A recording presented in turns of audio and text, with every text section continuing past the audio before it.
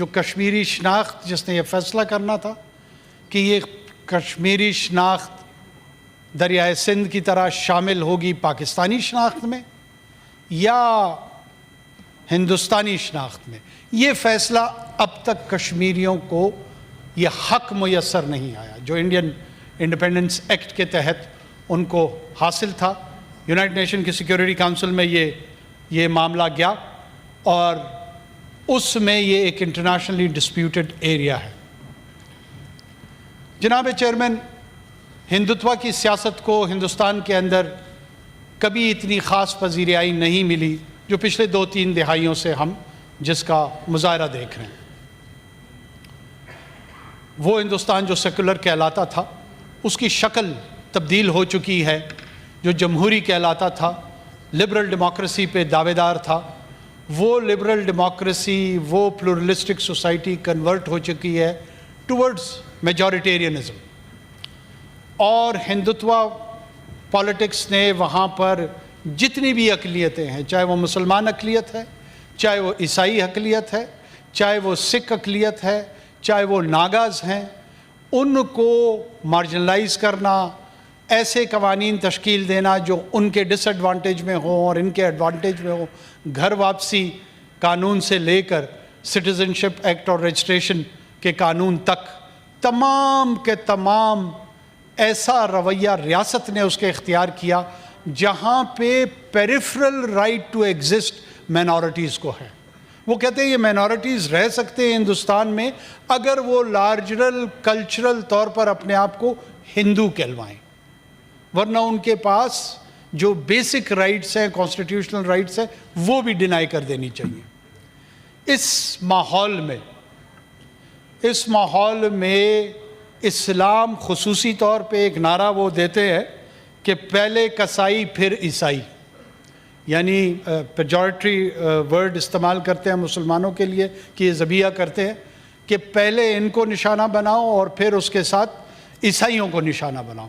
کیونکہ ان کا دعویٰ ہے کہ ان تمام بر صغیر میں جتنے لوگ تھے یہ پہلے ہندو مذہب سے ان کا تعلق تھا، جس کا راج برہمن کے پاس تھا، اور وقت کے ساتھ ساتھ ان میں سے کچھ لوگ عیسائی مذہب اختیار کر گئے اور کچھ اسلام کی طرف راغب ہو گئے، تو ان کو گھر واپس لوٹ کے آنا چاہیے، ہندو مذہب کی طرف لوٹ کے آنا چاہیے۔ اس مذہبی انتہا پسندی کو مد نظر رکھتے ہوئے انہوں نے معاشرتی رویے بنائے، موب لنچنگ جس میں گاؤں ماتا کی بے حرمتی کے الزام پہ انسانوں کو گاؤں موتر یا گاؤں کی ذبیحہ کے الزام میں انسانوں کا قتل عام کرنا ایک ایکسیپٹیبل مشغلہ ہو گیا ہے، ایک ایسا رویہ ہو گیا ہے جس کو وہاں کا معاشرہ اور ریاست دونوں نہ صرف درگزر کرتے ہیں بلکہ اس کو قبولیت کا درجہ دے دیا۔ ہمسائے میں ان کے بھوٹان، نیپال، سری لنکا، بنگلہ دیش سب کو زیر نگوں کرنے کی کوشش کی ہے اور اس میں ایک حد تک شاید ان کو کامیابی بھی ملی ہے۔ تو رہ گیا کون؟ رہ گیا پاکستان۔ پاکستان کے ساتھ سب سے بڑا مسئلہ یہ ہے کہ یہ اپنی 24 کروڑ عوام جو ایک پلورلسٹک ڈیموکریٹک سوسائٹی کی ٹرانزیشن کی جانب ہے، جو کہ کمیٹی آف نیشنز میں اپنا ایک باوقار مقام بطور منزل سامنے رکھے ہوا ہے، اور اس منزل کی جانب گرچہ اس کو انتہائی سنگین چیلنجز بھی ہیں جن کا اسے ادراک ہے، لیکن ان چیلنجز کو لیتے ہوئے آہستہ آہستہ وہ اپنی منزل کی جانب گامزن ہے۔ ایسے میں اس ہندوستان کی ہیجمونک ڈیزائن کے سامنے اگر کوئی کھڑا ہے in terms of capacity and in terms of intent, جس کا ارادہ بھی ہے اور جس کے پاس یہ صلاحیت بھی ہے، وہ پاکستان کی ریاست ہے۔ پاکستان کی ریاست کی صلاحیت پہ بات کرتے ہوئے اس کی جو ڈیفنس کیپیبلٹیز ہیں، اس کی جو آرمڈ فورسز ہیں، یہ ہمیں اس کرنٹ کرائسس میں یاد رکھنا چاہیے کہ بیٹل ہارڈنڈ آرمڈ فورسز ہیں اس وقت آپ کی۔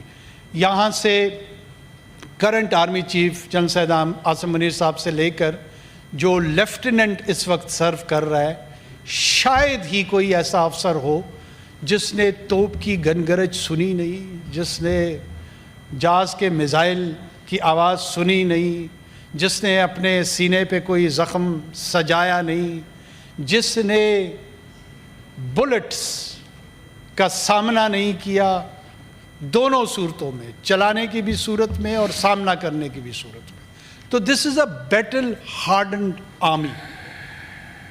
یہ P5 پہ کھیلتے ہوئے گیمنگ کی ایکسرسائز میں پلے بڑے نہیں ہیں۔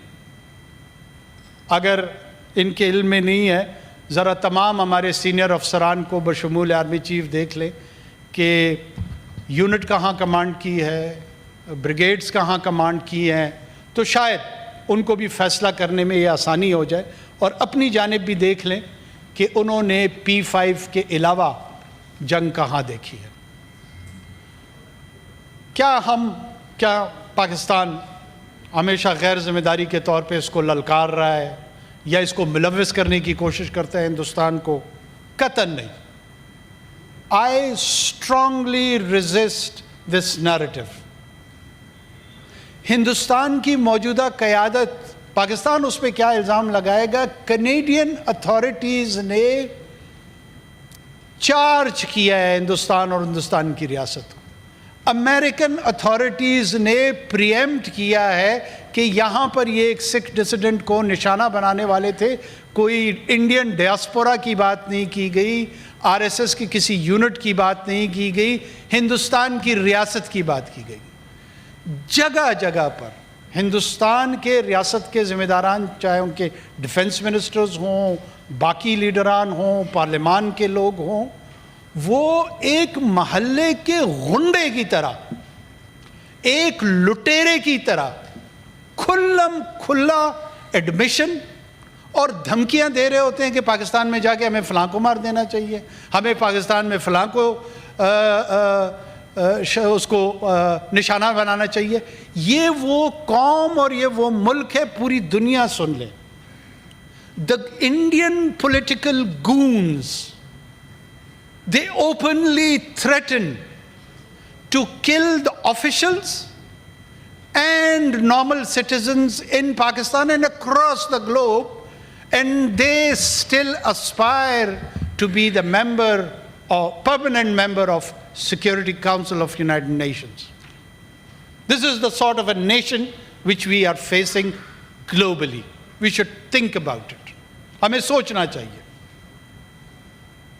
ان کی رگوں میں یہ بیٹھ چکا ہے کہ دہشت گردی ایک ایسا ٹول ہے جس میں ہم اپنا ہیجمونک ڈیزائن اس کو فلفل کریں گے۔ بابر کا بدلہ، محمود غزنوی کا بدلہ، احمد شاہ ابدالی کا بدلہ 2023 میں لینا چاہتا ہے آسام میں مسلمان سے۔